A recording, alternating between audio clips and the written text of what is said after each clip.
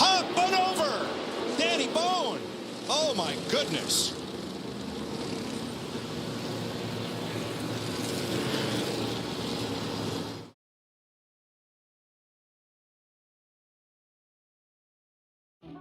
So, you guys want to know some really random trivia?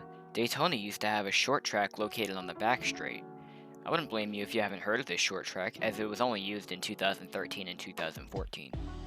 The Whelen All-American Series, now known as the NASCAR Advanced Auto Parts Weekly Series, the NASCAR Whelen Modified Tour, and the K&N Pro East Series, now known as ARCA East, were the only series to run on this configuration. Now, this isn't irrelevant to the video in the slightest, as this flip actually happened at this short track in the NASCAR Whelen Modified Series, which continues the trend that nearly every single configuration at Daytona has had a car flip over at least once.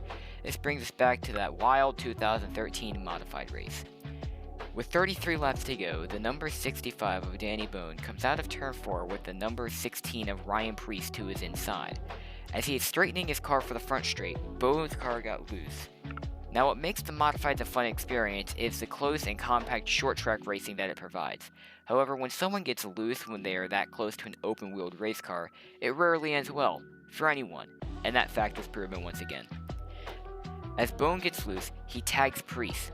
At the same time, Bohn was also turning his car hard right, attempting to save it and to not hit Preece. However, he just barely tapped Preece, which is enough to send Preece's car around and for Bohn's car to whip itself into the outside retaining wall. Hop on over! Danny Bohn! Oh my goodness! Preece's car goes up the track with him, and as Bohn hits the wall, all of the kinetic energy going towards the wall from Preece's car is transferred into Bohn's car. The wall and car chassis now must stop the weight of 2 modified cars in one. Now, I'm sure this is no problem for the wall, as I'm likely sure you could ram a semi-truck into these things and they'd be fine. However, I'm not going to get fully into the details of how this works, just because it gets extremely complicated and confusing very quickly, and it makes you think of the unstoppable object meets an unmovable force idea. Just know that the wall can't move, so Bohn's car can't go right. Preece is still applying more kinetic energy to Bohn's car than Bohn can fight against, so the net force is on Preece's side, which rules out Bohn going left. Bohn can't go forwards since his forward acceleration system, also the entire race car, is screwed, and he has no way of applying force to go forward. He currently is moving backwards, but so is Preece, so that's not really an option unless they can slow down enough.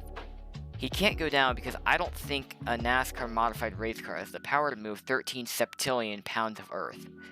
This leaves only 2 options. Upwards, which has no obstruction aside from the simple gravity, whose tricks are so easy that even the human themselves can briefly flee from it, or a car would crush in on the driver. Since we really don't want the car to crush in, it is reinforced with heavy-duty materials, such as sheet metal, carbon fiber, and steel roll cage. This really only leaves up as an option. You guys still there? Good. Anyways, back to the track. Bohn's car climbs up the outside retaining wall via the right front tire. Preece continues on into Bohn's car until Bohn is completely on his driver's side. However, as if the situation wasn't bad enough, the initial impact of the wall shot through the front suspensions and either snapped Ryan Preece's right front wheel and possibly his left front off the steering axle, or his car hit the wall and yanked the steering wheel out of Preece's hand and forced the car right. Either way, this now means that Preece's car is basically stuck, turning right. This wouldn't be bad if he wasn't in front of Bohn's car now. So with it being Preece's car slowing down via 4 rubber tires on asphalt versus Bohn's car slowing down via a Nerf bar on asphalt, Preece's car is obviously going to slow down faster. Bohn, within a fraction of a second, runs into Preece again. This straightens Preece out for a brief moment, meaning that Preece's back end of his car swings to the right and hits Bohn's car, which is still on its side. This impact, combined with the remaining inertia of climbing the wall and the new inertia of hitting Preece's car again, causes Preece's back end to actually hit his left rear Nerf bar set and left rear tire instead of the predicted deck lid. This throws the right rear of the car way into the air. Preece hits Bohn one final time, and this causes Bohn's car, which is currently riding on its nose and the side of its right rear tire, to lose a stable upright position. The car falls over onto its roof. The roof sheet metal is immediately detached from any nails, pins, bolts, and the 2A post sheet metal pieces. This peels the roof back and exposes the driver's side halo. Yes, stock cars do have a halo, much like open wheel cars, it's just a lot harder to notice. After the car has come to rest upside down, the engine area bursts into flames. Danny Bohn was able to climb out of his car and walk away from his accident.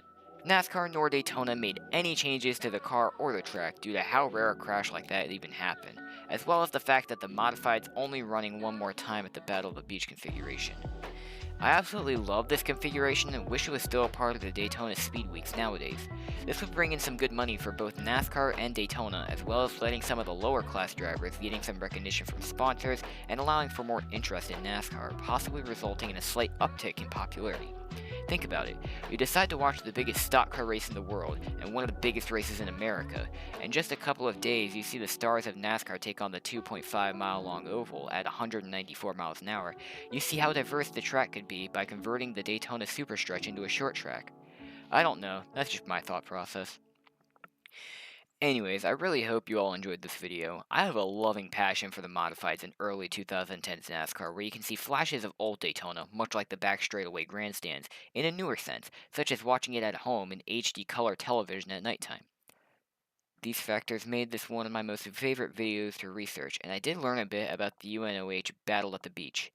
If you have any recommendations for future flips, whether it's in NASCAR, IndyCar, Formula 1, IMSA, and if you really want NHRA and World of Outlaws, do let me know in the comments below.